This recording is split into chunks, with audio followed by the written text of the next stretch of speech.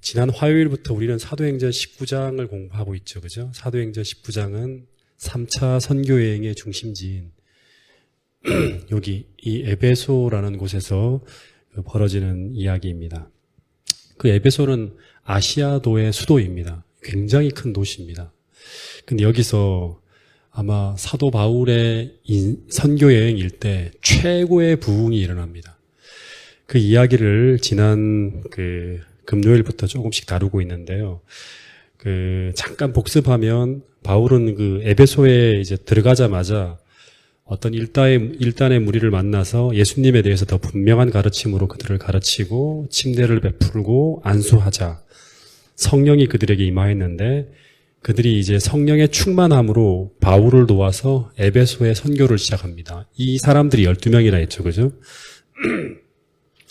그 후에 바울은 이제 에베소의 유대인 회당으로 들어가서 3개월 동안 전도를 하는데 근데 그때 반응이 9절에 보면 많은 사람들이 마음을 닫고 무리 앞에서 이 바울의 도를 비방하였다고 합니다. 그래서 바울이 믿는 사람들만 따로 불러서 그 유명한 두란노 서원에서 2년을 가르칩니다. 그래서 회당에서 3개월, 그 다음에 서원에서 2년에서 에베소에서 3년 동안 이렇게 이제 선교를 했다고 이제 그렇게 이제 이야기를 합니다. 근데 그 결과 아시아에 사는 자들뿐 아니라 유대인, 헬라인이 다 주의 말씀을 들었고 그리고 동시에 어떤 놀라운 일이 벌어졌는가 하면 사도 바울이 성경을 풀어서 이 하나님 나라라는 진리를 쫙 가르칠 때 마치 예수님에게 임했던 그런 동일한 성경의 능력이 바울에게 임합니다. 예수님이 천국 진리를 가르칠 때 그때 예수님에게 하나님께서 성령을 기름 붓듯 부었잖아요. 그죠? 똑같은 일이 사도 바울에게 벌어집니다. 그러면서 17절에 에베소에 사는 유대인들이 다 주의 이름을 높이고 믿는 사람들이 와서 이제 그들의 양심이 일깨워져서 막 회개하고 그리고 마술과 점을 보는 많은 사람들이 책을 모아가지고 다 불을 사르는 그런 일이 벌어집니다. 그래서 이 3년에 걸친 이 바울의 에베소에서의 사역이 어마어마한 열매를 맺으면서 에베소라는 도시 전체가 이 영적인 기류가 급속도로 다 기독교로 쫙 기울어지는 그러한 엄청난 일이 벌어집니다. 그 결과 복음이 어떤 것도 저항할 수 없는 기세와 힘을 가지고 에베소를 쭉 점령해 나가고 있었다는 이제 표현으로 누가가 그렇게 기록했죠. 그죠? 20절에 그죠? 그리고 21절 이제 21절부터 오늘 좀 다룰 얘기인데요. 이렇게 3년이 지나간 후에 다시 말해서 이제 안정적으로 에베소라는 교회가 자리를 잡아가고 있을 때 이제 바울은 도시를 떠나야겠다. 이 에베소를 떠나야도 되겠다는 결심을 하게 됩니다. 그래서 21절, 22절 바울이 이런 결심을 했다 그럽니다. 같이 읽어보겠습니다. 시작. 이 일이 있은 후에 바울이 마게도냐와 아가야를 거쳐 예루살렘에 가기로 작정하여 이르되 내가 거기 갔다가 후에 로마도 보아야 하리라 하고 자기를 돕는 사람 중에서 디모데와 에라스도 두 사람을 마게도냐로 보내고 자기는 아시아에 얼마 동안 더 있으니라. 예, 이 일이 있은 후에 바울이 마게도냐와 아가야를 거쳐서 예루살렘으로 가기로 작정하였다고 합니다. 그러니까 이제 알아야겠죠. 마게도냐와 아가야를 거쳐 간다는 거 하는 것은 어디를 거쳐 간다는 거예요? 2차 선교 여행 때 세운 교회들. 마게도냐는 어디예요? 계속 이런 표현들을 볼 때마다 이제 우리가 공부를 했으니까 이해를 해야 돼, 그죠? 마게도냐는 여기잖아요. 그래서 마게도냐에 세웠던 빌립보 교회와 그 다음에 데살로니가 교회의 수도죠, 그죠? 그리고 베레아 이 교회를 다 거쳐 간다는 거예요. 그리고 아가야는 데살로니가, 아니 고린도와 그 다음에 아테네 이 교회를 다 거치겠다는 거예요. 예. 그래서 그리고 난 다음에 이 교회를 거친 다음에 한번 쭉 둘러보고 그런 다음에 어디로 간다? 이 예루살렘으로 간다는 거예요. 예. 돌아가겠다고 계획을 세웠다 그런 거예요.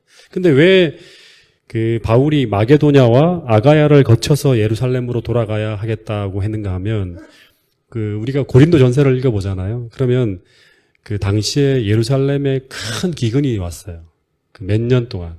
그래서 많은 그리스도인들이 고통을 당하고 있어갖고 그 팔레스타인에 있는 가난한 유대인들을 이제 돕기 위해서 이방 교회에 구제금을 좀 이제 요청을 합니다. 그래서 그 구제금을 받아서 이제 이 교회들을 다 거치면서 구제금을 받아서 예루살렘으로 돌아가려고 하는 거예요. 지금 상당히 큰 어려움을 겪고 있었던가 봅니다. 그 내용들이 고린도전서 16장이라든가 고린도후서 8장에 보면 나옵니다. 그런데 바울이 예루살렘으로 돌아가고 난 다음에 그냥 여기서 이제 좀 쉬겠다고 이제 다음 교회 선교 계획을 세우겠다고 이제 구상을 해보겠다고 하는 게 아니라 이미 에베소를 떠나기 직전에 뭘 생각합니까? 4차 선교 계획을 세우고 있는 거예요. 4차 선교 지역은 바로 어디입니까? 서쪽으로 더 나가서 어디로 가는 거예요? 이게 안 넘어가네요. 로마를 방문하는 게. 예. 네. 그러니까 여기가 이제 그리스잖아요. 여기서 더 나가서 로마까지 갈 생각을 세우고 있는 거예요. 그래서 이 사도행전 19장에 나오는 이 기록이 바울이 로마로 가고자 하는 마음을 표현한 첫 번째 기록이라 그럽니다. 근데 로마서를 한번 읽어보면 사도 바울은 로마에 가려고 편지를 보냈잖아요. 그죠? 여러 번 시도를 했다고 합니다.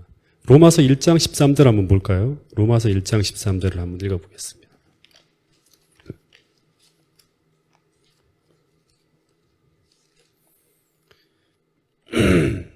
자, 읽어보겠습니다. 시작.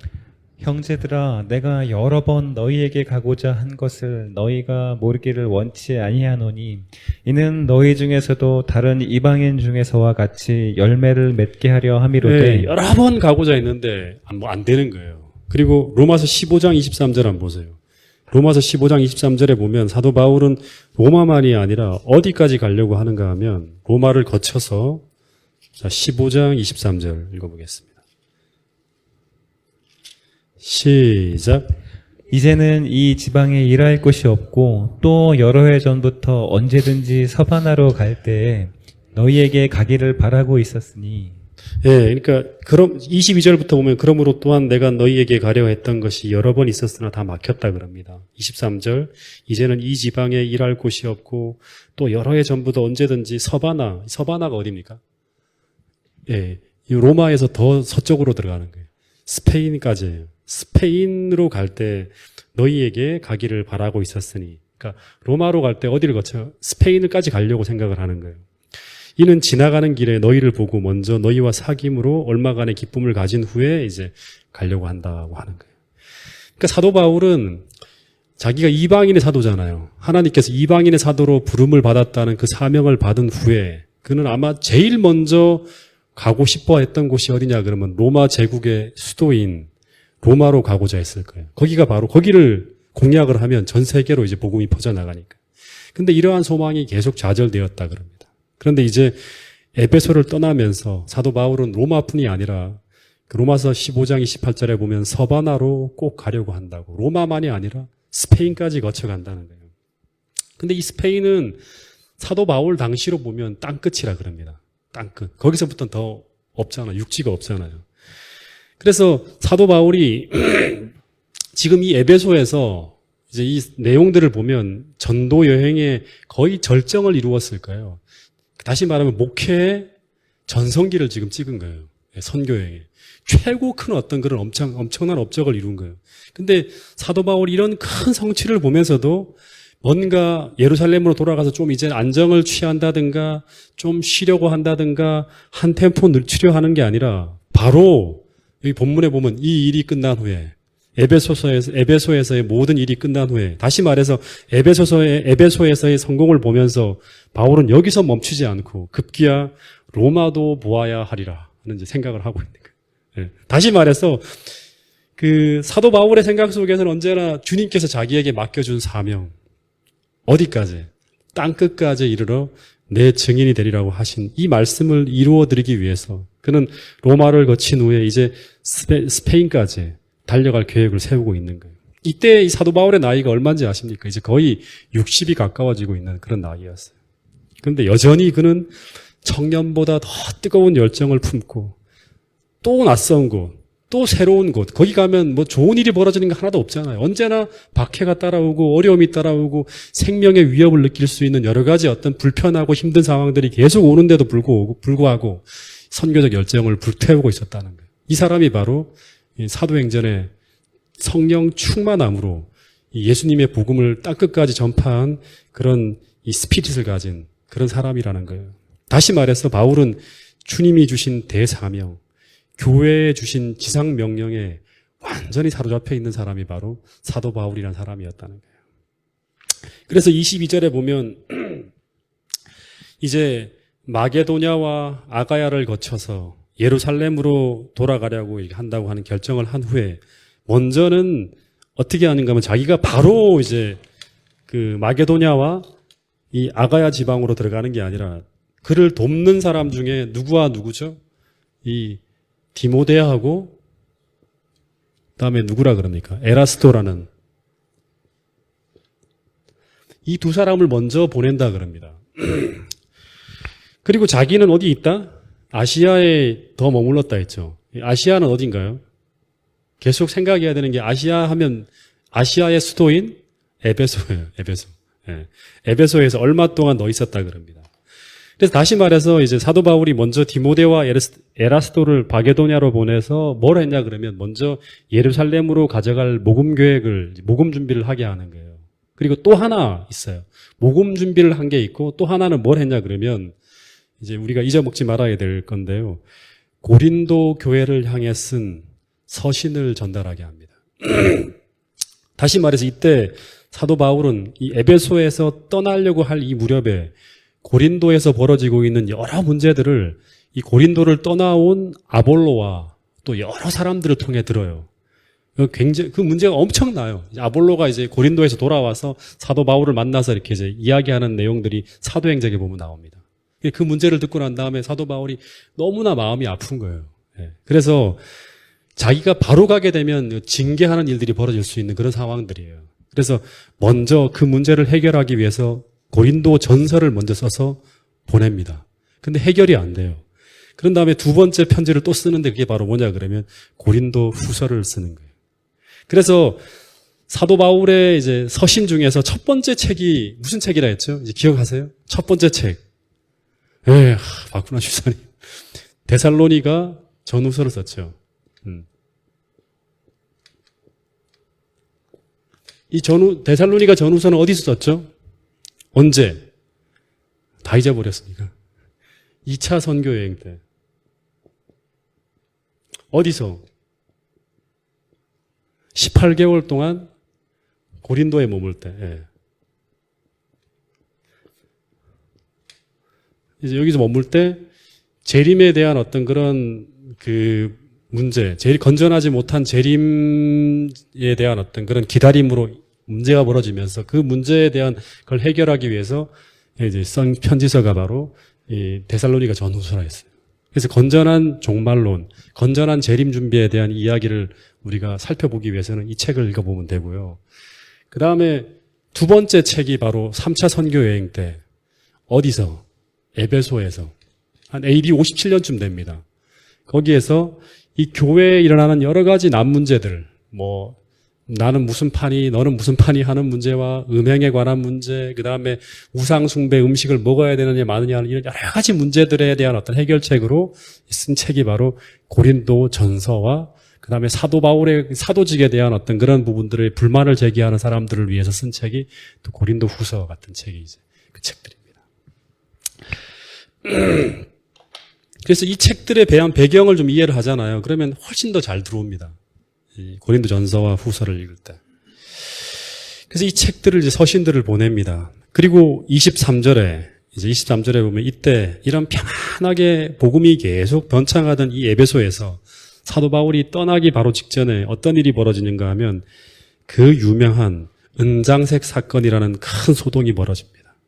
다시 말해서 에베소에 큰 부흥이 일어나고 이제 바울은 새로운 곳을 향해 떠나려 할 때 이 교회를 무너뜨릴 만큼 아주 엄청난 어떤 그런 위기가 찾아오는데 그게 바로 사단의 대반격인 은장색 사건이에요. 23절부터 29절까지 이야기인데 한번 같이 읽어보겠습니다. 시작.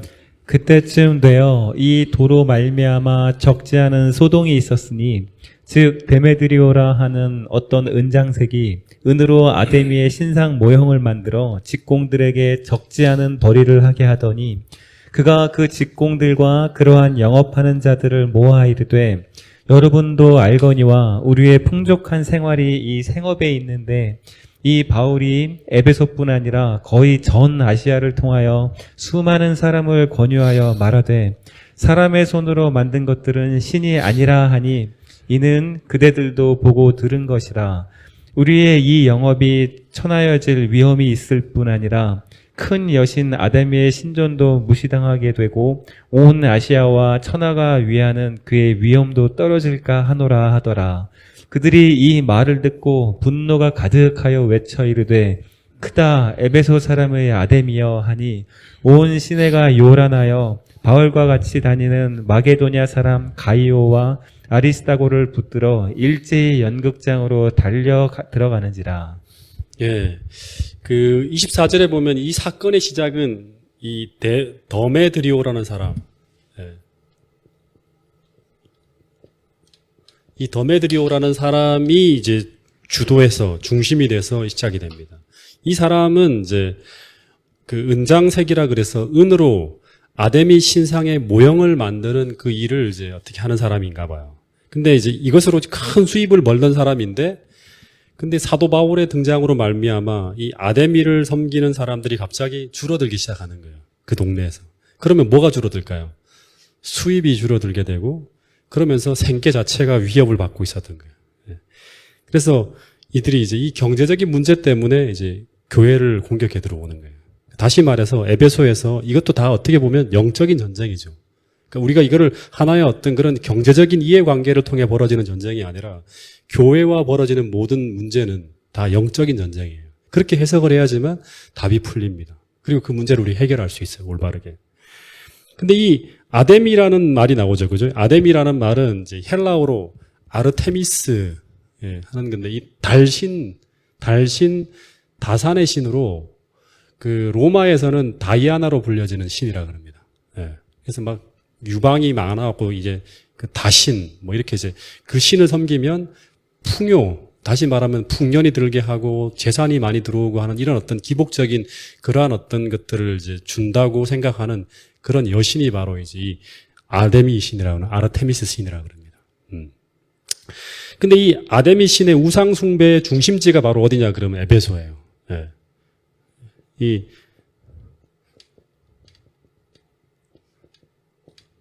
그러니까 세상에 그 모든 이 풍요를 누리고 싶어하고 풍년을 기원하는 그 아시아에 있는 모든 사람들은 다 에베소로 몰려와서 이 신전에서 제사를 지내는 거예요. 그래서 이 에베소에는 이 아르테미스 신의 대신전이 있었다 그럽니다. 이 신전이 알렉산더 대왕이 이제 아주 장엄하게 이제 그 도시를 위해 주는 목적으로 해서 재건해 주는데 그게 이제 지금도 세계 7대 불가사의 중에 하나가 돼 있을 정도로 큰 신전이 있는 곳이 바로 이 에베소라는 곳이었다 그럽니다. 그래서 에베소에 사는 이 아시아에 사는 수많은 사람들이 이 다산의 신인 아데미를 숭배하기 위해서 세계 각지로 몰려오는데 그런데 그들이 돌아가면서 그냥 돌아가는 것이 아니라 이제 은, 동, 대리석 또는 점토로 만들어진 기념품을 구입했는데 이것들 중에 대부분이 바로 은감실이라 그래갖고 그 내부에 아르테미스 신상이 들어있는 소형 신전 모양의 공예품을 가지고 가는 거예요. 그리고 가면 그 신이 똑같이 그 지역에 가서도 자기들을 축복해 줄 거라고 생각을 해서 요런 조만한 신전을 하나씩 사가지고 가는 거예요. 그런데 이 에베소에서 이런 아데미 신에 대한 종교적인 행사로 무엇이 활성화된다? 경제가 활성화되어지고 수많은 순례객들이 모여드는 이런 경제적 부가 그 종교적인 행사로 말미암아 찾아오는데 그런데 누가 등장해서 이 사도 바울이 등장해서 그리스도가 신이라고 막 하는 거예요. 그리고 아데미는 가짜 신이라고 막 증언하는 거예요. 그러면서 이 아데미의 어떤 그런 이 신전 제사를 통해서 경제적 이익을 얻는 사람들에게 엄청난 타격이 가해지는 거예요. 근데 실제로 이제 우리 방금 지난주 금요일날 공부했던 것처럼 아데미와 관련된 서적들이 다 불타 없어지잖아요. 그죠? 그리고 이제 이 아데미와 관련된 은장색까지 생계가 위협이 이제 찾아오는 거예요. 그래서 이 소동을 주도했던 사람이 바로 누구냐 그러면 이런 경제적인 문제와 연관되어진 더메드리오라는 사람이 이제 그 문제를 이제 일으키는 거예요. 근데 이 더메드리오라는 사람은 이게 본문의 내용을 보면 은장색을 많이 고용해서 이익을 챙기는, 다시 말하면 이 기술자가 아니라 기업가 사장 같은 사람이죠. 여러 사람을 고용해서 그 수익을 얻어 창출해내는 사람이에요. 그래서 이 더메드리오가 이런 말을 했다 그럽니다. 우리가 알거니와 우리가 이 은감실을 만들어서 유족한 생활을 했는데, 아주 풍요로운 생활을 했는데, 그런데 이 바울이 에베소뿐 아니라 아시아 전부를 통해서 허다한 사람들을 권하여 사람의 손으로 만든 것이 신이 아니라고 하여 우리 사업이 망하게 되었고, 그리고 그뿐 아니라 큰 여신 아데미의 정각도 경홀히 여김이 되고, 그리고 그 신의 위엄도 떨어져서 이제 그 사람들은 아데미 신전에 경배하러 오지 않을지도 모른다. 그러면 우리가 다 망한다. 뭐 이런 얘기를 한 거예요.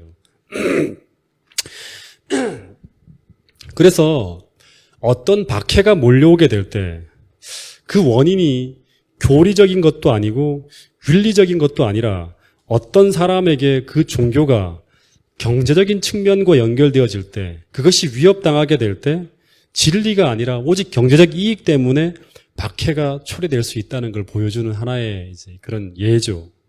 그런데 이제 이 말씀을 보면서 어떤 생각을 저도 해보게 됐는가 하면, 역사의 마지막에 이 바벨론이 만들어질 때 그 종교라는 명분에 이제 그 계시록 18장을 우리가 공부했죠, 그죠? 온갖 왕들과 정치 권력과 그리고 상고들, 경제인들이 연합해서 이 바벨론이라는 종교적 공동체를 떠받게 된다는 것이 이제 마지막에 하나의 그 시나리오예요. 그런데 이 바벨론이라는 거짓 종교를 우리가 어떻게 하죠? 새천사의 기별을 통해서 이 바벨론의 거짓됨을 폭로하게 될 때 이 종교와 정치와 경제 공동체가 완전히 와해될 수 있는 위기감이 몰려오는 그런 어떤 상황이 만들어집니다.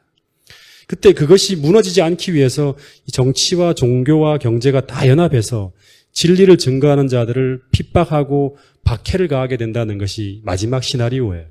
그러니까 경제적인 타격을 얻게 되고, 그 다음에 정치적인 어떤 그런 이제 타격을 받게 될 때, 이제 그건 어떻게 보면 자기의 생계고 이 세상에서의 어떤 자기들이 살아가는 하나의 어떤 그런 이해관계가 있기 때문에 이제 기독교인들이 아니라 마지막에는 이 우리 재림교인들을 핍박하게 된다는 것이 마지막 시나리오예요.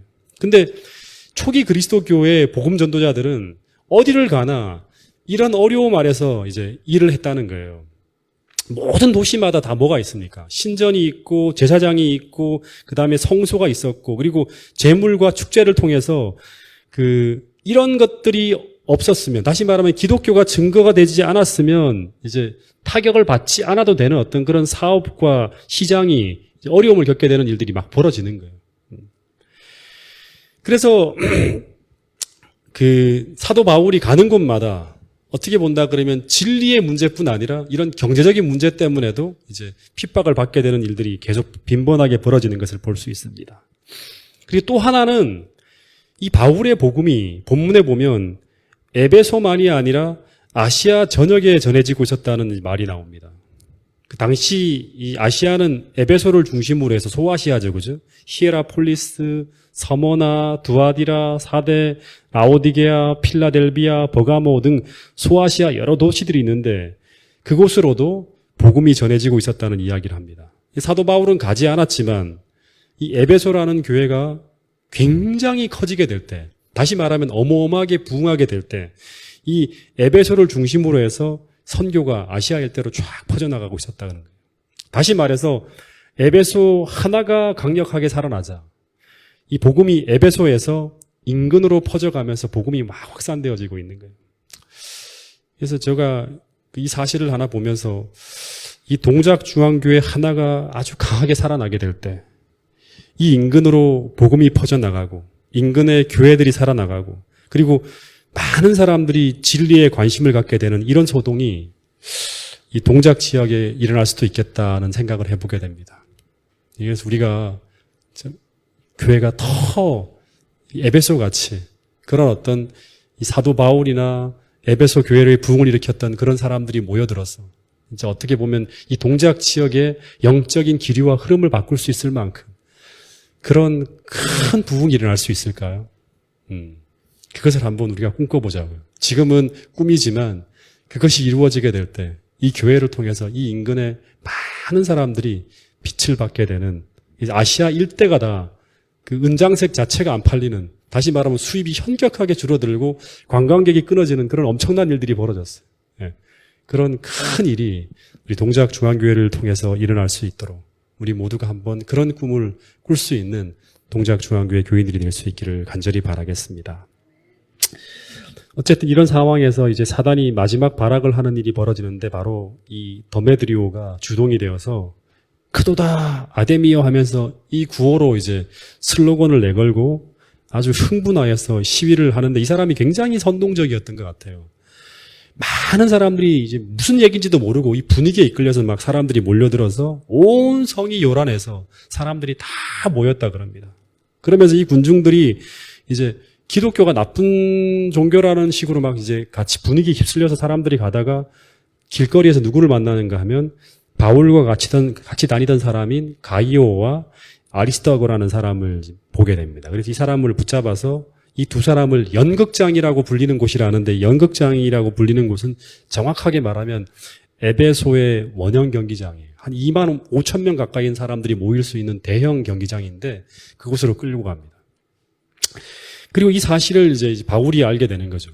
그래서 사도 바울이 이 경기장 안으로 뛰어들어가서 사람들을 만나려고 하는데 이 바울의 안전을 염려하는 동료와, 그리고 31절에 보면 아시아의 관원 중에 사도 바울의 친구가 된 한 사람이 있는데라고 합니다. 이 아시아의 관원이라고 하면 아시아 주를 다스리는, 아시아 주의 수도가 에베소잖아요. 그죠? 아시아 주를 다스리는 한 의회 의원쯤 되는 고위직 관원이었을 거라 그럽니다. 근데 이 사람이 바울의 생명을 염려해서 바울에게 들어가지 못하게 합니다. 그래서 당신이 들어가더라도 문제가 해결이 안 되고 더 큰 어려움들이 생길 수 있으니까 가지 못하게 막아요. 그러니까 상황이 지금 굉장히 안 좋은 쪽으로 흐르면서 자기가 사랑하는 사람들의 생명을 잃을 수도 있는 그런 상황이 전개되고 교회가 아주 풍지박산이 날 수 있는 그런 어떤 상황이 벌어지는 거예요. 한순간에 막 상황이 바뀌어버린 거예요. 그런데 본문을 보면 시간이 흐르면서 이 사람들이 서로에게 이 말 저 말이 막 아우고 가면서 묻는데 뭐라 그러죠? 우리가 왜 여기 왔는지 모른다는 거예요. 서로 왔다 갔다 하는 말들이. 다시 말해서 더메드리오가 선동해서 여기까지 오긴 했는데 저 두 잡혀있는 사람이 정말 나쁜 사람일까? 하면서 막 얘기를 막 하는 거예요. 얼굴을 보고 그 사람들이 말하는 것을 들어보고 그 사람들의 생애에 대해서 막 들어보는데 그런 것 같지 않고, 그리고 바울의 가르침과 기독교인의 삶에 대한 이야기를 쭉 들어보는데 그 사람들이 진짜로 우리에게 나쁜 사람들일까? 이 도시에서 자기들은 지금 은장색이 아닌 사람도 같이 온 거예요, 지금요. 아데미 신이 이제 무너지면 안 된다고 하는데, 근데 진짜로 이 사람들이 와서 우리에게 해코지하는 게 맞을까? 아닌 것 같은 거예요. 그래서 말이 왔다 갔다 했다 그러는 거예요. 그런데 이 흥분이 가라앉아 갈 때 이 무리 중에 한 사람이 탁 등장해서 이 소동을 평정하게 되는데 그 이야기를 한번 읽어보겠습니다. 33절부터 끝까지입니다. 자, 시작. 유대인들이 무리 가운데서 알렉산더를 권하여 앞으로 밀어내니 알렉산더가 손짓하며 백성에게 크게 번명하려 하나 그들은 그가 유대인인 줄 알고 다 한 소리로 외쳐 이르되 크다 에베소 사람의 아데미어 하기를 2시간이나 하더니 서기장이 무리를 진정시키고 이르되 에베소 사람들아, 에베소시가 큰 아데미와 제우스에게서 내려온 우상의 신전지기가 된 줄을 누가 알지 못하겠느냐? 이 일이 그렇지 않다 할 수 없으니 너희가 가만히 있어서 무엇이든지 경솔히 아니하여야 하리라. 신전의 물건을 도둑질하지도 아니하였고 우리 여신을 비방하지도 아니한 이 사람들을 너희가 붙잡아 왔으니 만일 데메드리오와 그와 함께 있는 직공들이 누구에게 고발할 것이 있으면 재판날도 있고 총독들도 있으니 피차 고소할 것이요. 만일 그 외에 무엇을 원하면 정식으로 민회에서 결정할지라. 오늘 아무 까닭도 없는 이 일에 우리가 소요 사건으로 책망받을 위험이 있고 우리는 이 불법 집회에 관하여 보고할 자료가 없다 하고 이에 그 모임을 흩어지게 하니라. 네, 이제 모임이 흩어지면서 상황이 끝나는 거예요. 근데 이제 이 본문을 보면 먼저 첫 번째 이 긴 내용인데요. 알렉산더라는 사람을 유대인들이 밀어냅니다. 이 알렉산더는 이제 유대인을 대표하는 어떤 한 사람이었겠죠. 근데 유대인들이 분위기를 보니까 너무 위험한데 자기들까지 기독교인으로 같이 매도돼서 자기들까지 피해를 볼 것 같으니까 우리는 바울하고 다르다고, 우리는 기독교인들이 아니라고 하면서 우리는 바울과 다른 가르침을 전한다고 하면서 자기들과 이제 유대인과 기독교인들을 분리시키려고 하는 그런 변호를 했다 그러는 거예요. 근데 군중이 어떻게 하냐 그러면 유대인들도 우상숭배에 대한 혐오감을 가지고 있다는 것을 알고 있기 때문에 더 흥분해서 2시간 동안 계속 아데미여 하면서 소리를 질렀다는 이야기가 나오는 거예요. 그러니까 아주 유대인들이 어떻게 본다 그러면 그 사람들의, 그 시민들의 민심을 잃고 있는 사람들이라는 걸 볼 수 있죠. 그죠? 유대인들이. 하나님을 섬긴다고 하는데. 근데 갑자기 에베소에서 그 도시의 기록을 관리하는 상당히 영향력 있는 인사인 서기장이라는 사람이 등장합니다. 이 서기장이라고 하면 행정 책임자쯤 된다고 합니다. 그러니까 에베소 시의 시장 정도 되는 사람이라고 볼 수 있다고 이제 하더라고요. 이 사람이 딱 등장해서 군중들이 엄청나게 많이 모여 있으니까 이 소요에 대한 것들을 파악을 하고 이제 한참 기다렸다가 이제 이런 말을 하는 거예요. 첫 번째 무슨 말을 하는가 하면 당신들이 하는 말을 들어보니까 기독교인들 때문에 지금 아데미 신전이 위협을 받고 있다고 하는데 아데미 신당과 신상 숭배는 절대 위험에 빠지지 않는다고, 그것은 행정적으로 우리가 지키고 있다고 하는 거예요. 첫 번째는. 그러니까 그게 문제가 될 거 없다고 하는 거예요. 그 두 번째는 이 사람들 가이오와 아리스토고를 포함한 기독교인들은 신전을 약탈하지도 않았고 신성 모독도 하지 않았다. 그런 게 이제 두 번째 이야기. 그 여러분들 알고 있지 않냐고. 이 사람들이 나쁜 짓 한 게 아니다. 그 세 번째는 송사할 것이 있거든 피차 법적 절차를 따라서 하라고. 재판은 열려 있다고. 그리고 재판으로도 안 되면 민회에다가 연락이 하면 된다고. 절차를 따라서 증거를 가지고 와서 이렇게 재판을 하라고. 시위하고 이렇게 불법적으로 하지 말라. 그리고 네 번째는 근거 없이 소요를 하는 이런 행위는 소요죄로 문책받을 위험성이 있다는 이야기를 하는 거예요. 네 번째는. 다시 말해서 이런 소요 사태가 로마 제국에 보고되면 자신들의 도시에 주어진 특권을 상실하게 될 수도 있다는 거예요. 집회나 이런 것들을 이제 못 열 수도 있다는 거예요. 그러면서 막 그런 얘기를 이제 아주 침착하게 경솔하게 행동하지 말라고 하면서 하나하나 하니까 흥분한 사람들이 흥분이 쫙 가라앉으면서 맞네. 진짜 이 사람 말이 맞네 하면서 하나 둘 흩어지기 시작해 다 돌아갔다는 거예요. 이 내용을 통해서 우리가 하나 배우게 되는 것은 첫 번째는 지금 이 시장과 서기장이죠. 그죠? 그리고 바울을 돕는 사람들. 그죠? 그러니까 이제 이 아시아의 의원들. 그리고 민심이에요. 여기서 서로 이야기 주고받는 그 민심이에요. 흥분해서 왔지만 같이 대화를 나눠보면 가운데 저 사람은 정말 나쁜 사람인가 하잖아요. 이 민심은 전부 기독교인들에 대해서 우호적이라는 거예요. 그러니까 이 분위기를 만든 사람들은 누구냐 그러면 자기들의 경제적 이익 때문에 이제 소요를 일으킨 거예요. 예. 그 핑계 삼아서 아데미 신전을 위한다는 그런 핑계 삼아서 자기의 경제적인 이익 때문에 움직였다는 걸 나중에 알게 되는 거예요. 그래서 경제적인 문제로 몇몇 사람들이 선동해서 군중들이 모였지만 당시 기독교인들에 대한 평가는 상당히 우호적이었다는 거예요. 그래서 우리가 정말 어떻게 살아야 되는가 하면 이 에베소에 사는 시민들처럼 오늘 우리가 그렇게 이웃 사람들과의 관계 속에 그렇게 살아야 한다는 거예요. 다시 말하면 우리가 양보하고 지역 주민들을 위해서 그죠? 선행을 하고 협력하고 도우면서 평소 정말 좋은 이웃이자 좋은 시민으로 살아야 한다는 거예요. 그래야 우리가 법정에 섰을 때 저 인간들 정말 이기적이고 정말 나쁜 사람들이고 정말 사라져야 할 인간이고 죽여야 한다고 이렇게 이제 막 얘기하는 것이 아니라 법정에서도 예수님처럼 저 사람은 행한 것이 다 선한 일밖에 없다고. 에베소 사람들처럼 저 사람들 우리가 진짜 나쁜 사람이 맞냐고. 이런 어떤 증언들이 나오면서 하나님께 영광을 돌리는 그런 증언을 들을 수 있을 만큼 착하고 진실되게 살아야 한다는 거예요. 그런 사람들이 마지막 법정에서 누구를 옹호하는가 하면 우리의 율법, 우리가 잡혀있는 것은 율법 외에는 고소할 게 없는 거예요. 내가 신앙 양심대로 사는 것 때문에 지금 우리가 이런 법정에 서서 있는데 우리의 삶은 진짜 어떤 세상 사람들보다도 진실하고 바르게 살고 있다고 얘기를 해줘야 되는 거죠. 그죠? 다니엘처럼. 그죠? 율법 외에는 고소할 게 없는 그런 사람. 그런 착하고 진실하고 필요한 사람. 그 당시에 다니엘 같은 경우도 그 다리오라는 왕이 그 사람을 구출하기 위해서 온갖 노력을 다 하잖아요. 네. 우리에게 필요한 사람이라고. 여러분, 그래서 진짜 우리 동작중앙교회 성도들은 그 이웃 사람들에게 진짜 좋은 사람이고, 진짜 착한 사람이고, 진짜 우리에게 필요한 사람이라는 그런 말을 들을 수 있을 만큼 에베소 교인들처럼 그런 훌륭한 사람들이, 그런 진실한 사람들이, 그런 정직한 사람들이 우리 동작중앙교회 성도들이 될 수 있기를 간절히 바라겠습니다. 우리 모두는 나중에 법정에 설 사람들이에요. 그죠? 네. 또 하나 마지막으로 이 얘기만 하고 마칠게요. 방금 전까지만 하더라도 너무나 평화롭고 너무나 복음이 번영하는 것처럼 보이고 아무 문제가 없는 것처럼 보이는 에베소 교회가 순식간에 엄청난 소요에 휘말리면서 바울의 측근들이 붙잡히고 군중들에 의해서 교회가 큰 위기에 빠지고 정말 헤어나올 수 없는 너무나 큰 위기가 찾아온 것처럼 딱 보이는 이런 상황들이 벌어지고 있었어요. 근데 한순간에 모든 어려움이 다 사라졌어요. 그죠? 한 사람의 등장을 통해서. 누구도 예상하지 못했던 한 사람이 등장해서 이 모든 걸 평정해버리고 우리 내에서는 이 문제를 해결할 수 있는 사람이 아무도 없어. 아무도 그런 권력을 가진 사람이 없어. 잘못하다가는 이 분위기 속에서 정말 다 죽을 수밖에 없는 상황이 벌어질 것 같은 상황이처럼 보였는데 그 순간이 한순간에 바뀐 거예요.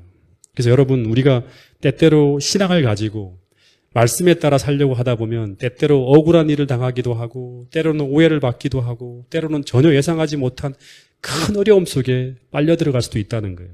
그런데 그럴 때마다 흔들리고 요동하며 큰 근심에 잠길 때도 있는데 오늘 이 에베소에서 벌어지는 이 이야기를 통해서 그 모든 상황은 순식간에 하나님의 도우심으로 반전되어질 수 있다는 것을 우리가 볼 수 있게 되기를 간절히 바라겠습니다. 그래서 이 사건을 보면서도 우리가 사도행전 18장 9절에 주님이 주신 약속이 있죠. 그리고 마태복음 28장 18절부터 20절에 주신 그 약속이 있어요. 뭐냐 그러면 두려워하지 말고 잠잠하지 말고 계속 하나님이 주신 사명을 따라서 전진하라고. 내가 너와 함께 있으며 아무 사람도 너를 해할 수 있는 사람이 없을 거라고. 그리고 하늘과 땅의 모든 권세를 내게 주셨으니 내가 세상 끝날까지 너희와 항상 함께 있을 거라고 하는 약속이 주어져 있는 거예요. 사도 바울은 아마 이런 믿음 때문에 그 어려움 상황 속에서도 계속 하나님을 바라보고 이 상황이 하나님께서 함께 계시기 때문에 이렇게 복음이 패배하고 교회가 무너지는 지경으로 가지 않을 것이라고 생각하면서 그 순간에 그가 해야 될 일들을 계속 찾고 생각하고 했을 거라 생각이 듭니다. 다시 말하면 내가 주와 함께 가는 그 길에 내 인생이 놓여져 있다면 상황과 환경을 보지 않고 그대로 용기 있게 계속 주님 주신 그 기회를 따라 약속을 따라 나가게 될 때 비바람이 불고 때로는 눈보라가 치는 환경의 변화가 일어난다 하더라도 우리가 가는 그 길은 실패하지 않을 것이라고 하는 거예요. 여러분 이 진리를 더 확신하고 우리가 늘 우리의 생애가 하나님의 그 뜻 안에 있는지 그 주님과 함께 가는 그 길에 놓여 있는지를 늘 생각하며 오늘 하루를 또 한 주를 살게 되기를 간절히 바라면서 오늘 말씀을 줄이도록 하겠습니다.